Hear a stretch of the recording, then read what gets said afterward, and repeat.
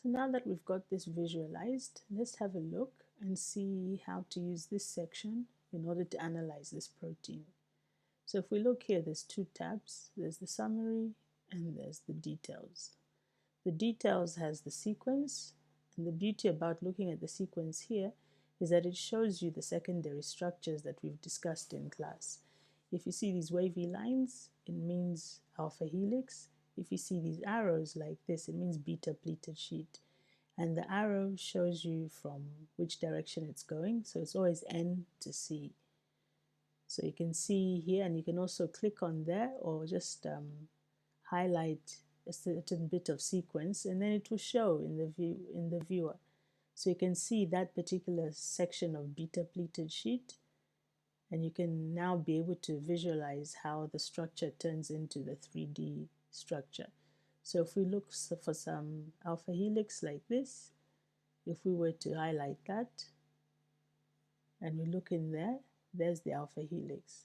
So this is an alpha helix, and these ribbon kind of shapes are beta pleated sheets. These secondary structures are really important for the function of a protein, and we'll look at two different proteins that show this really well.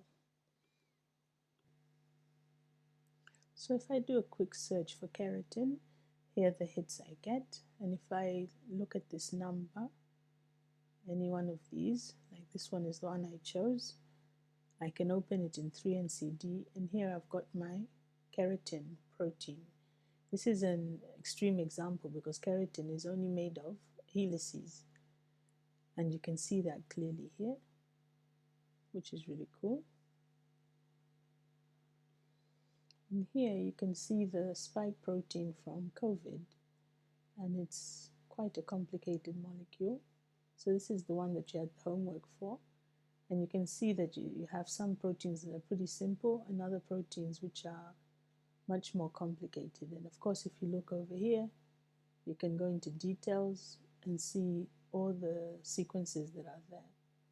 All these are the different peptides which are involved in this huge structure, and they all have different colors corresponding to where they are here.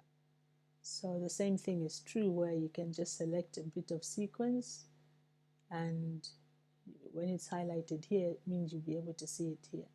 So that bit of sequence that I highlighted is all the way in here, this yellow bit right here, if you see it. This yellow part there, and you can zoom in and find it.